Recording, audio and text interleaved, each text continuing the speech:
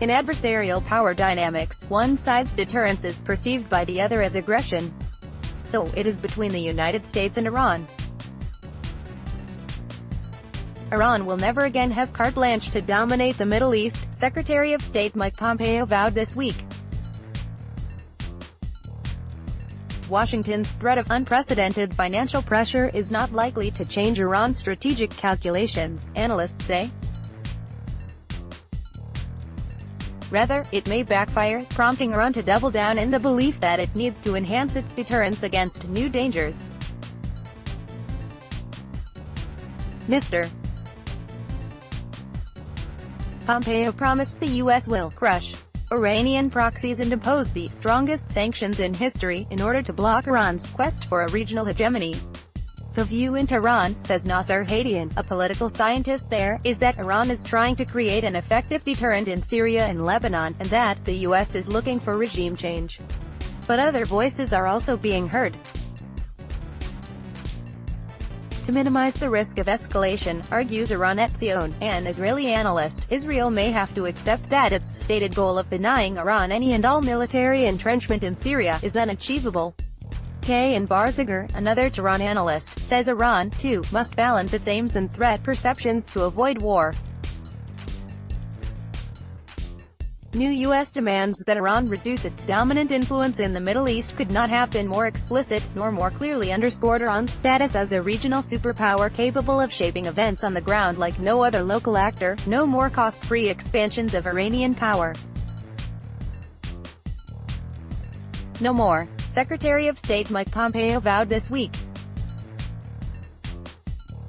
Iran will never again have carte blanche to dominate the Middle East. Iranian leaders responded with predictable defiance and counter-bluster, pointing out decades of failure by U.S. leaders to undermine the Islamic Republic since the 1979 Islamic Revolution. The rage of the U.S. and its allies, as the losers on the battlefield, is understandable, said Ali Shamkhani, head of Iran's Supreme National Security Council. U.S. efforts aimed at limiting Iran's strength have been futile and clearly indicate Iran's power. Washington's threat of unprecedented financial pressure is not likely to change Iran's strategic calculations, analysts say. Rather, it may backfire, prompting Iran instead to double down in the belief that it needs to enhance deterrence against new dangers, especially after President Trump withdrew the U.S. this month from the landmark 2015 Iran nuclear deal. Pressure and sanctions actually incentivize Iran to increase its influence in the region and demonstrate that it is a formidable regional power that has to be reckoned with, says Payam Mohseni, director of the Iran Project at the Harvard Kennedy School's Belfer Center for Science and International Affairs. For Iran, one way of assessing its regional standing is how it measures up against Israel, its avowed enemy and a key U.S. ally. Another is the performance of its allies and proxies, and its ability to help them. Iran is not looking for a war with Israel since its conventional military capabilities are limited in such a direct conflict, and it would be quite costly, says Mr. Mohseni. But an expected victory for an Iranian ally, President Bashar al-Assad, in Syria's civil war, which was made possible by critical help from Iranian advisors, their Shiite militia proxies, and Russian air power, would mean that Iran has retained its deterrent capabilities against Israel, he says. Mr.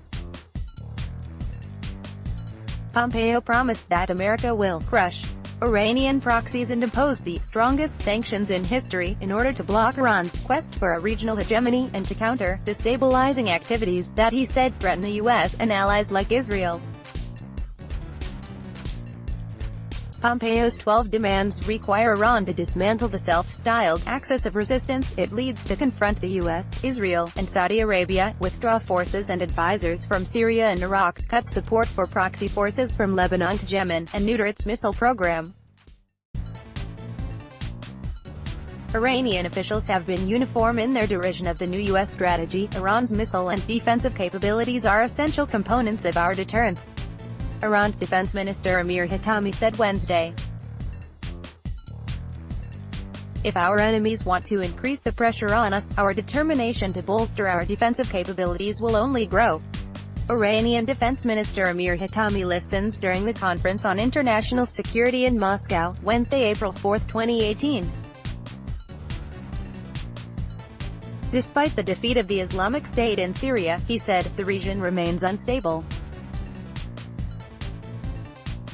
Iran experts say tension is exacerbated by the wide gap between how Iran views its use of hard and soft power across the Middle East, largely as defensive, to deter any attack that might jeopardize survival of the regime, compared with how the US and Israel view Iran's rise, such that it now has more influence than any regional power in the past half-century.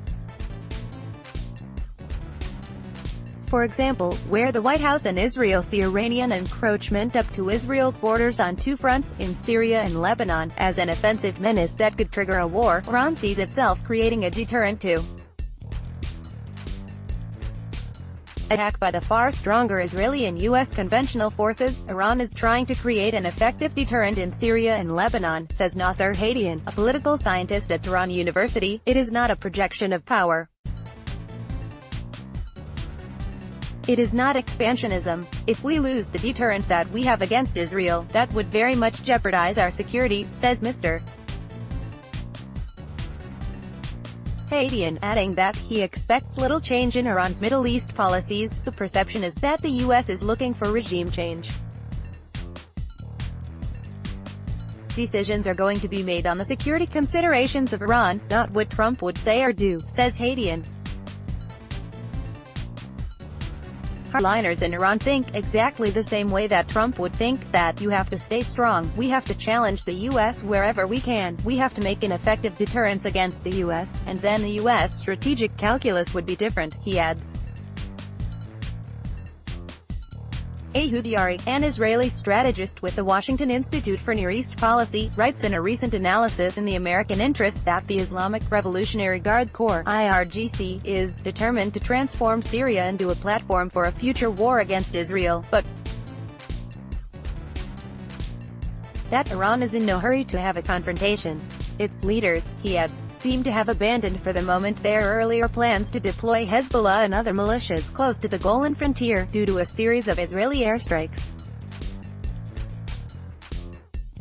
Yet a wider conflict is almost inevitable, Mr. Yari writes.